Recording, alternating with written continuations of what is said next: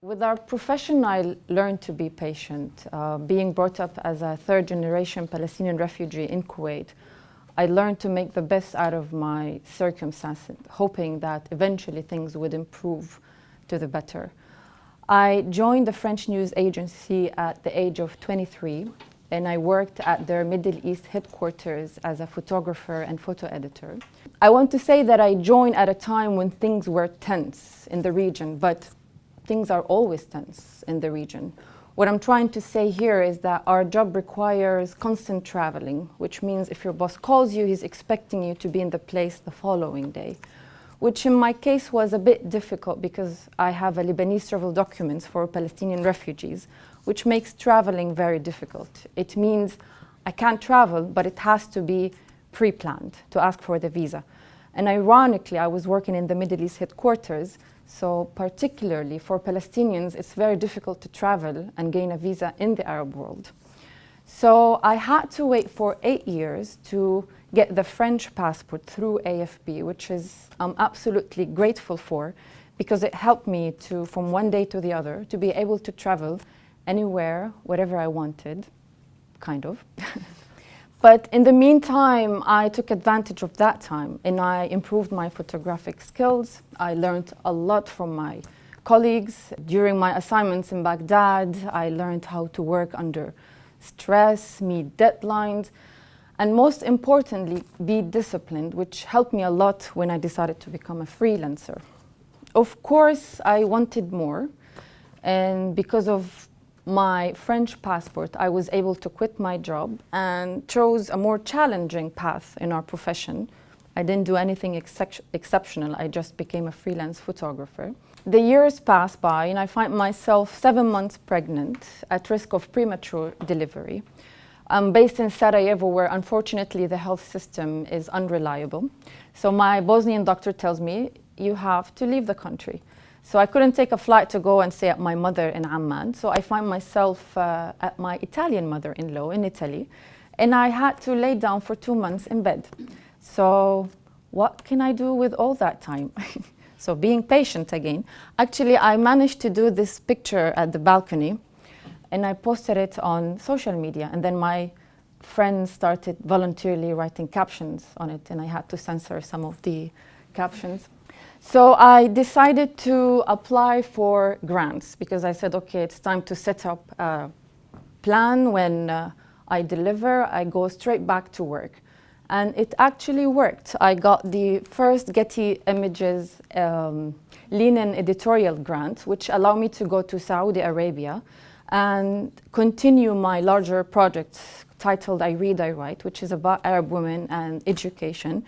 And so far, I covered 7 Arab cities. I also got the TED Fellowship. I became a TED Fellow in 2014. And for me, the TED Fellowship opened up so many doors because it's a huge platform that allowed me and my other colleagues, especially photographers, to share our stories to a wider audience. My second TED Talk went recently online, and it's about Muhammad, a cluster bomb survivor, who lost both legs during the 2006 Israel-Hezbollah war. I ended up documenting Muhammad's life for the past 10 years, and I wanted to have his story to show the long-term human impact of the use of such terrifying weapons. I remember that was really horrible. I was still working with the French news agency as a photo editor, and I covered the whole event. And I remember how we daily processed hundreds of images showing death and destruction.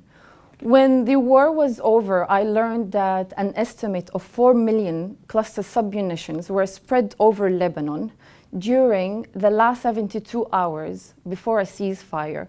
And that's actually where my parents used to live. I was driven by my curiosity and, of course, anger to learn more about that weapon, which I had no clue about. So what is a cluster bomb? And what is the human impact it has on humans?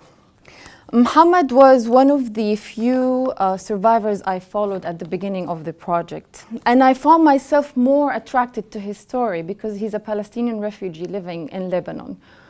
And which means it's not just that he lost his legs, but he's also having to deal with his status as a refugee in a country that has discriminatory laws against the Palestinians.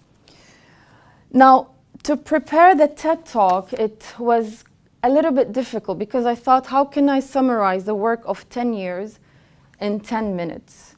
And the help of the TED team, along with close friends of mine, was essential because I was able to bring Muhammad's story, or Muhammad as the backbone of the story, to open up to a larger issue, which is here the production of cluster bombs. So far, 119 countries managed to sign an international ban treaty, but the problem is one of the main producers of cluster bombs, namely the United States, Russia, and China, continue to produce these weapons and actually they reserve the right to produce them and possibly still use them in some countries, like what's happening today in the conflicts in Syria and Yemen.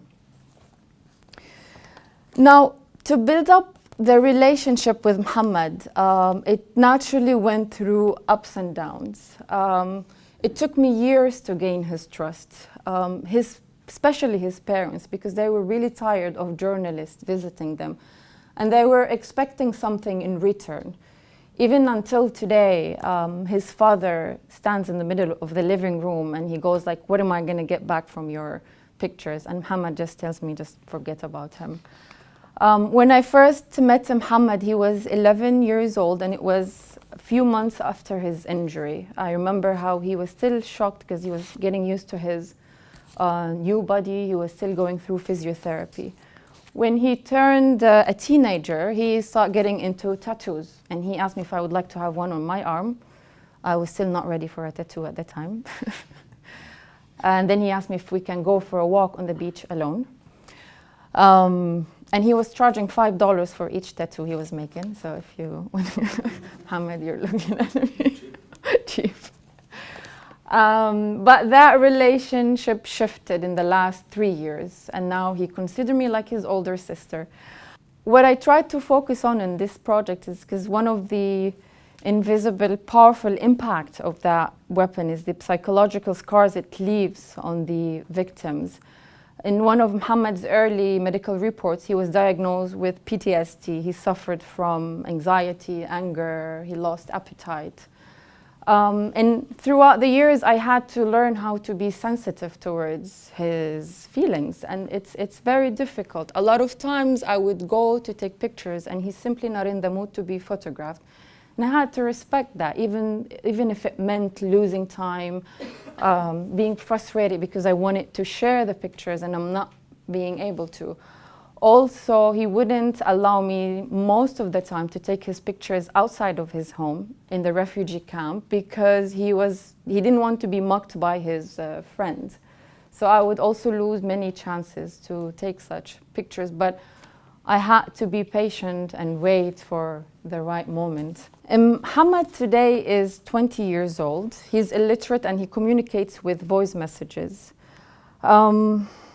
His obsession is to leave Lebanon at any cost, even if it meant joining one of those rescue journeys with refugees trying to reach Europe through the Mediterranean.